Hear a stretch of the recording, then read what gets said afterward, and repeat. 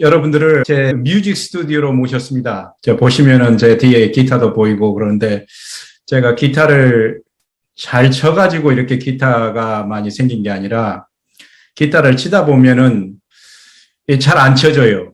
예, 손가락도 짧고 그래서 기타가 잘 안 쳐질 때마다 저는 이 기타를 하나씩 삽니다. 이게 아무래도 기타가 뭐가 잘못된 것 같다. 그러다 보니까는 기타가 많이 생겼어요. 오늘 저는 이게 누구 탓이냐? 저는 항상 기타가 잘못이라고 생각해요. 이 기타가 뭐가 잘못됐다. 우리가 세상을 살면서 누구 탓인가? 이것처럼 많이 생각하는 것은 없습니다. 오늘 제목이 내 탓이 아니다 이러는데 어떤 교단에서는 다 내 탓입니다 이렇게도 말한다고 그래요. 오늘 요한복음 9장 1절에서 3절에 있는 말씀을 가지고 이 원인 규명, 과연 누구 탓인가 이런 문제에 대해서 한번 생각을 해보고자 합니다. 제가 본문 말씀을 읽겠습니다. 예수께서 길 가실 때 나을 때부터 소경된 사람을 보신지라. 제자들이 물어가로되 라삐여 이 사람이 소경으로 난 것이 네 죄로 인함이오니까 자기 오니까 그 부모 오니까. 예수께서 대답하시되 이 사람이나 그 부모가 죄를 범한 것이 아니라 그에게서 하나님의 하시는 일을 나타내고자 하심이니라. 제가 저희 동네에 별로 할 일이 없어서 시골이라서 쇼핑을 할 수도 없고 어디 사람도 없어서 낚시를 한번 가보려고 낚시를 갔습니다. 근데 이 낚시가 제가 어디가 하는지도 모르고 어디를 가야 되는지 몰라서 낚시 사인이 크게 붙어 있는 것을 제가 갔어요. 그래서 피싱 액세스. 그래서 거기서 이제 철도 모르고 때도 모르고 미끼도 모르는 사람이 이렇게 바다에다 뭘 던져보고 기다리는데 고기가 안 잡혀요. 고기는 안 잡히는데 그 파크 레인저가 오더니 이렇게 불러요. 그러더니 너 여기서 고기 잡으면 안 된다. 아니 여기 사인도 있고 그런데 왜 고기를 잡으면 안 되냐. 그랬더니 아무튼 여기는 마린 생츄어리다. 그래서 여기를 잡으면 안 된다 그래요. 그러면은 왜 사인이 붙었냐 그랬더니 저쪽 위쪽으로 가서 받아야 된다. 위쪽은 괜찮다. 근데 아니요 거기서 강물을 건너갈 수도 없는데 왜 사인이 분명히 여기 있는데. 그래서 어쨌든 그 사람하고 실랭이를 하다가 결국 그 사람이 저한테 티켓을 줬는데 나중에 티켓이 날라왔는데 490불이 날라왔어요. 그래서 이게 무슨 이런 세상이 다 있나. 그래서 제가 인터넷에서 설치해 봤더니 정말 그 지역이 마린 생츄어리는 맞아요. 그래서 저는 이제 각오를 가지고 이거는 수를 해야 된다. 아니면은 항의를 해야 된다. 그래서 제가 법원에를 이렇게 갔습니다. 이게 이제 티켓을 받으면 이제 법원으로 갈래? 아니면 돈을 낼래? 돈을 낼 수는 없죠. 그래서 결국은 그 렌저가 그 줌 미팅에 안 나타나는 바람에 저는 탕감을 받았습니다. 그래서 여러분 티켓을 받았다고 해서 돈을 다 내지 마시고 항상 줌 미팅을 가셔가지고 입장을 표현하시고 혹시 그 경찰이 안 나타나면은 무죄로 상경이 됩니다. 오늘날 이 세상은 오늘도 수만 건에 거쳐서 누가 잘못했는가, 도대체 누구의 잘못인가, 원인 규명, 진상 규명, 법적인 분정, 이것이 세상에서 가장 치열한 공반전입니다. 누가 잘못했는가? 누가 잘못했는가? 특히 신앙인들은 이 누가 잘못했는가에 대해서 엄청나게 센시티브해요. 우리는 이 선과 악의 그 갈림길, 이것이 우리의 운명을 좌우하기 때문에 누구보다도 안테나가 아주 이것이 잘못인가 선인가, 제가 잘못했는가 안 됐는가 이런 것이 그냥 생활에 배어 있고 이 본성에 배어 있고 마음에 그냥 꽉 차 있어요. 그래서 자칫 잘못하면 신앙인들이 아주 실수를 하기가 쉽습니다. 왜냐하면 이게 너무나 센시티브하기 때문에 누가 잘못했는가. 그래서 나다나엘로 여러분 생각나시죠? 갈릴리에서 무슨 선한 것이 나느냐. 근원이 갈릴리인데 결과가 무슨 선한 일이 있겠느냐. 나다나엘처럼 날마다 무화과 나무 밑에서 기도하고 이런 사람도 이런 실수를 하는 거예요. 이 원인이 잘못됐으면 결과가 당연히 잘못된 것이다. 여러분, 선악과에서 그렇게 하와가 뭐 뱀 탓하고 뭐 아담이 하와 탓하고 이게 뭐예요? 결국은 잘못은 했지만 내가 원래 처음 잘못은 내가 아니다. 그걸 규명하려고 하는 것입니다. 신앙인들처럼 이것에 센시티브한 사람들은 없어요. 왜냐하면은 우리가 잘못하면은 그게 내 잘못이면 내가 책임을 받기 때문에 그렇습니다. 여기 아들이 태어났어요. 아들이 태어났는데 메인으로 태어났습니다. 여러분 한번 생각해 보세요. 여러분이 자녀분을 낳았는데 그 아이가 메인이면 부모는 어떻게 누구 탓을 하겠습니까? 엄마는 분명히 저 생각으로 저 탓을 할 것 같아요. 아유, 얘가 무슨 잘못이 있습니까? 얘가 뭐 아는 것도 없고. 그런데 그게 그렇게 간단하지 않아요. 누구 잘못인지 잘 몰라요. 세상에는 분명히 잘못되었는데 그것이 누구 잘못인지 잘 모를 때가 많이 있습니다.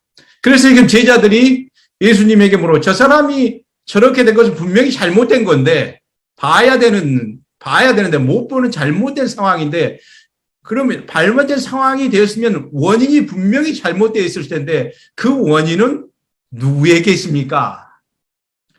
부모에게 있습니까? 자신에게 있습니까? 다른 사람에게 있습니까?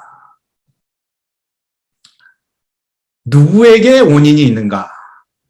이것이 이 사회에서 가장 중요한 이슈고 신앙인에게도 어쩌면 가장 중요한 이슈입니다. 그래서 우리는 그러한 시각으로 세상을 바라보고 삽니다. 근데 여러분, 우리 동네에서 지난 겨울에 차로 인해서 사람이 하나 죽었는데 그 차가 사람을 받아서 사람이 죽었는데 그 잘못은 물론 운전하는 사람이 잘못이겠죠.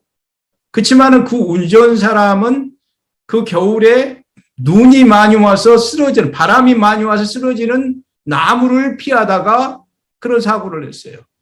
그러면 그 운전사는 나무에게 잘못을 전가해야 되겠죠. 그럼 나무는 뭐라 그러겠어요? 내가 그냥 넘어진 게 아니라 바람이 불어서 넘어지는데, 그럼 바람은 뭐라, 바람이 네가 잘못했냐? 그럼 바람은 뭐라 그러겠습니까?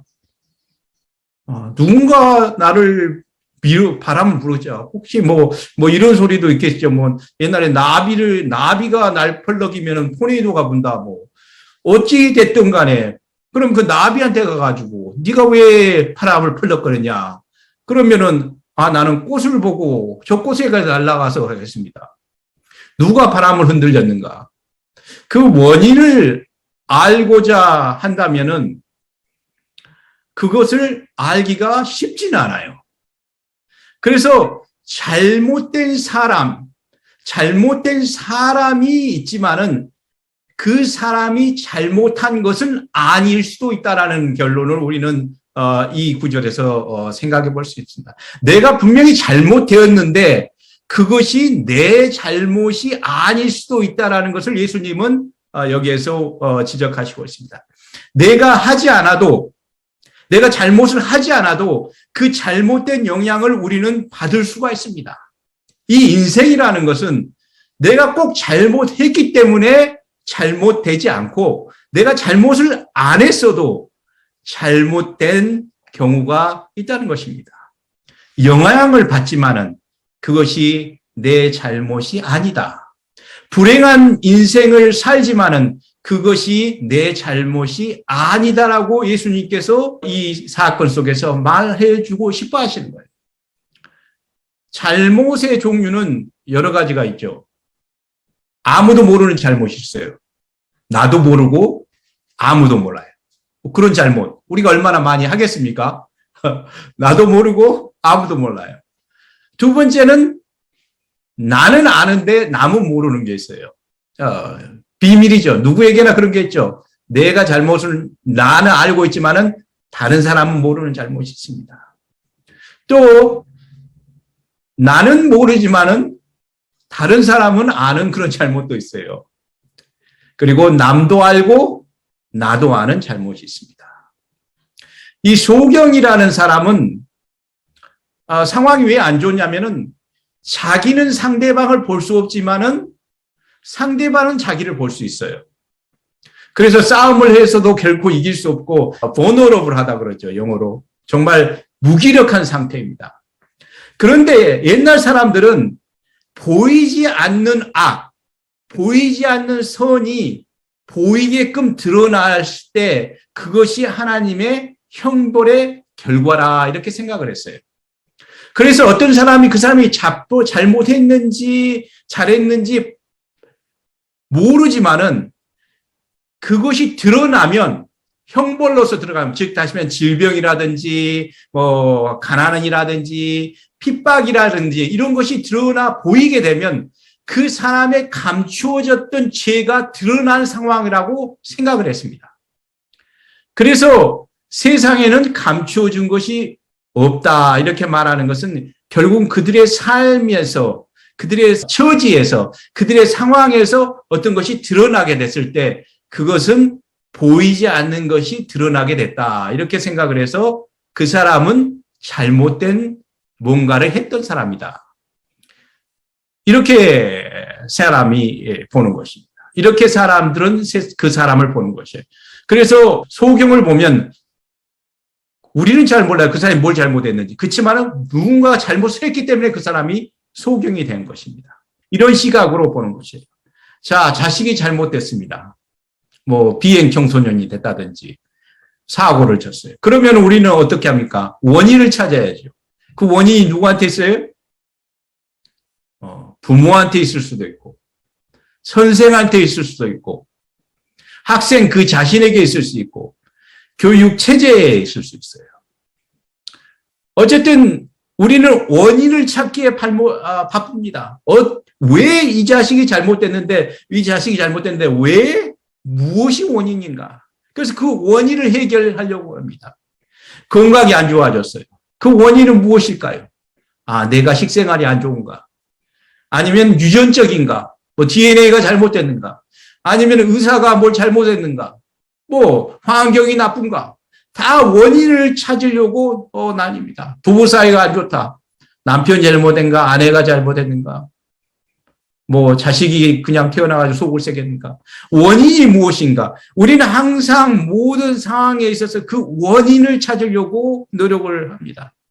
뭔가 잘못되어 있었으면 분명히 거기에 원인이 있을 텐데 그 원인의 근원이 무엇인가를 찾으려고 우리는 동분수주합니다. 사업이 안 됐다든지 사는 맛이 없다든지 교통사고를 당했다든지 집이 불이 났다든지 매일 매주 매 순간 무슨 일이 일어나든지 간에 도대체 왜 이런 일이 나에게 발생했는가? 특히 안 좋은 일일 때. 그래서 그것을 잘 찾아가지고 그 원인을 잘 규명하는 사람을 우리는 똑똑한 사람이다. 변호사를 사든지 전문가의 은혜라든지 그래서 그 원인을 찾아내려고 하는 것이 이것이 인간의 관점이에요. 이것이 제자들의 관점이었고 이것이 신앙인들의 관점이고 이 세상의 모든 인류의 관점입니다. 그러나 예수님의 관점은 여기에서 이것은 너의 탓이 아니다. 이것은 내가 잘못한 것이 아니고 그 사람이 잘못한 것도 아니고 나에게 직접 영향을 준 사람도 잘못한 것이 아니고 물론 그런 처지에 있는 건 사실이지만 잘못된 처지에 있는 건 사실이지만 내가 잘못한 것이 아니다. 예수님은 소경을 찾아가고 절름발이를 찾아가고 가난한 사람을 찾아가고 억압받는 사람을 찾아가면서 내가 잘못된 처지에 놓여 있지만 내가 잘못한 것은 아니다. 그걸 말씀해 주시는 것이에요. 그럼 상대방이 잘못했습니까?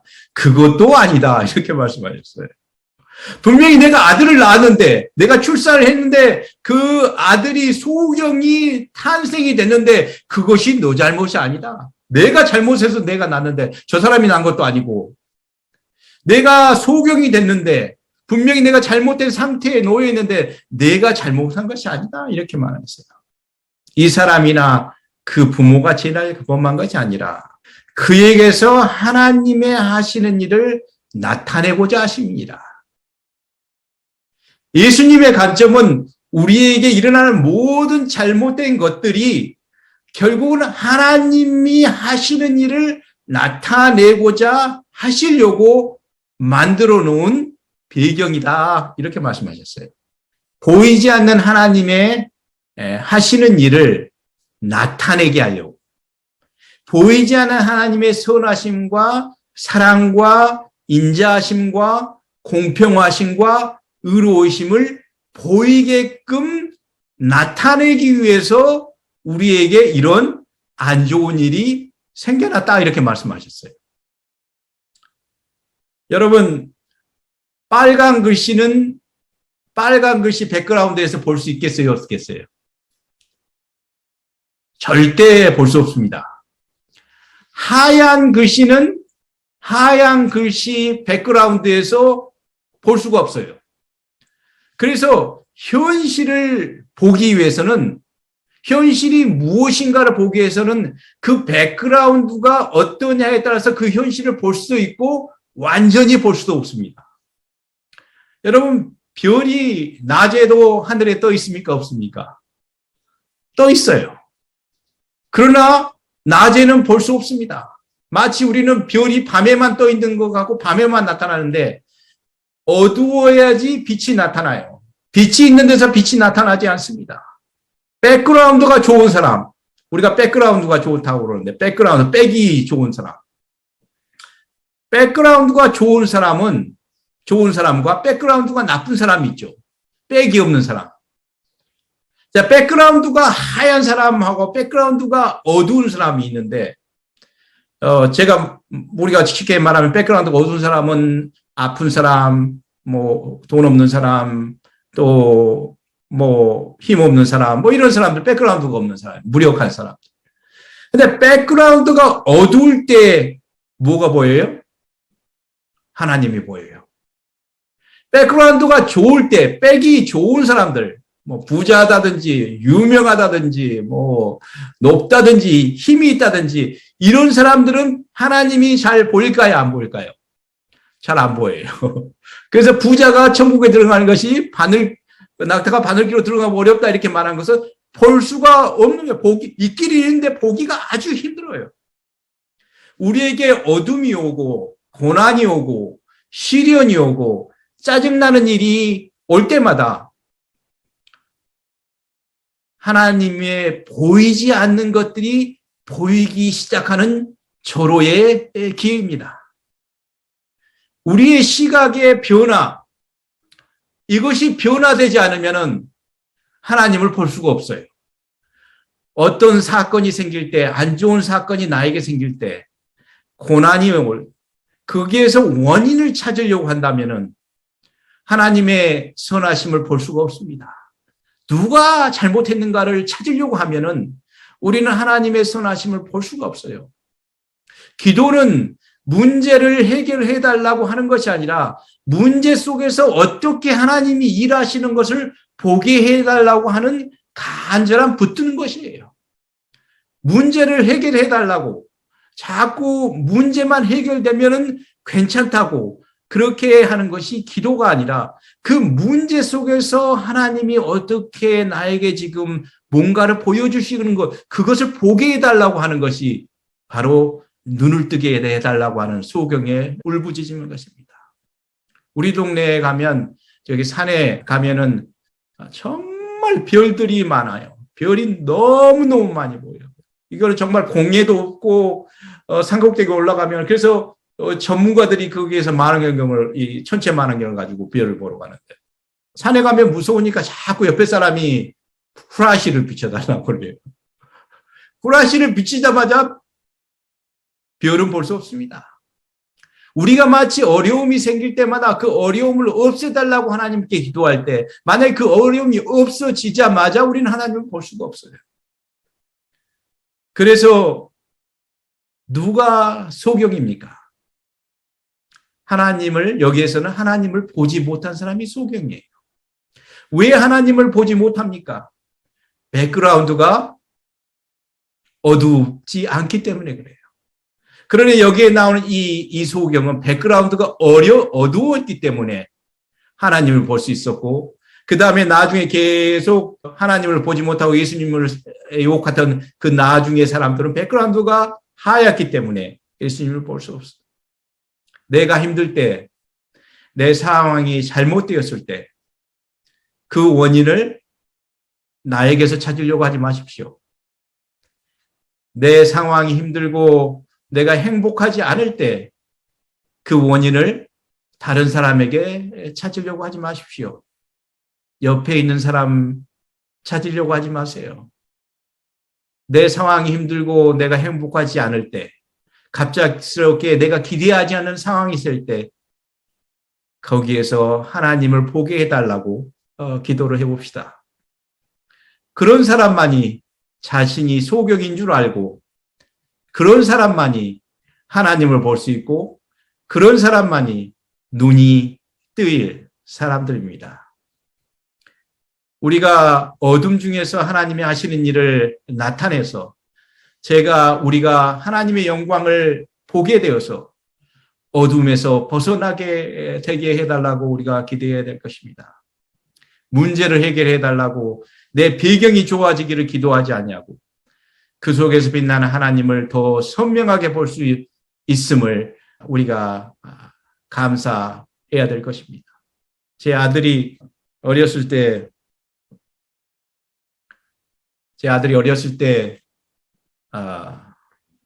교회 야영회를 갔는데, 바닷가에 갔는데, 그 바닷가에서 이렇게 긴 나무가 있는데 거기에서 이렇게 그 나무를 이렇게 걷다가 넘어졌어요. 근데 제가 저쪽에서 보니까는 얘가 탁 넘어졌는데 울음소리가 크게 나는 거예요. 울음소리가 크게 나니까 아유 무슨 일이 생겼고, 제가 막 뛰어갔는데 얘가 눈에서 피가 나는 거예요. 눈에 뭐가 찔렸어요. 그러면은 여러분 같으면 어떠시겠습니까? 이 아이가 눈이 없어지면 세상을 어떻게 살아가겠어요? 제가 그 아이를 안고 이제 이몰전시로 가는데 제가 하나님한테 온갖 제가 잘못한 게 다 생각나더라고요. 아이고, 내가 목회를 하다가 그만둬가지고 이렇게 벌을 받나. 그러면서 제가 그렇게 놀라본 적이 없어요. 그렇게 마음 졸이고 하나님한테, 하나님 제발 이 아이를 고쳐주십시오. 이 아이가 무사하게 해주십시오. 눈은 안 됩니다. 차라리 제 눈을 상하게 하시고, 제가 아버지 하라는 대로 내가 목회도 다시 열심히 하고 다 하겠습니다. 그렇게 하면서 제가 인몰전시룸에 뛰어갔어요. 다행히 눈은 다치지 않았는데, 제가 그때 느낀 것이 있습니다. 우리 신앙인의 마음속에는 하나님을 붙드는 힘이 엄청나게 많이 강하게 숨어 있구나. 그것이 비록 우리가 평상시에 행복하고 즐겁게는 안 나타나지만 정말 인생에서 우리가 할 수 없는 어떤 그런 상황이 부딪힐 때, 우리가 어찌할 수 없는 그런 절박한 상황에 부딪힐 때 우리 신앙인의 마음에서는 그 붙잡는 힘이 엄청나게 강하게 솟아나오는구나. 신앙의 힘은 우리가 가장 어두울 때 나타납니다. 혹시 여러분 중에 삶이 어렵고 힘든 상황에 있습니까? 그분이 제가 알기로는 우리 중에서 가장 지금 절실하게 하나님을 붙잡고 계실 거예요. 우리가 힘들 때 그것에서 그것만큼 하나님의 선하심을 붙잡는 때는 없을 것입니다. 저와 여러분이 저의 배경이 좋아지기를 기도하지 않고 때로 인생에서 짜증나는 일, 힘든 일, 기대하던 일이 생길 때마다 하나님을 붙잡는 힘을 다시 한번 느껴보시고 문제의 원인을 찾기보다는 하나님의 선하심을 기다할 때 우리의 매일의 삶은 하나님의 기적과 놀라운 섭리를 체험하는 참 아름다운 생활이 되리라고 확신합니다.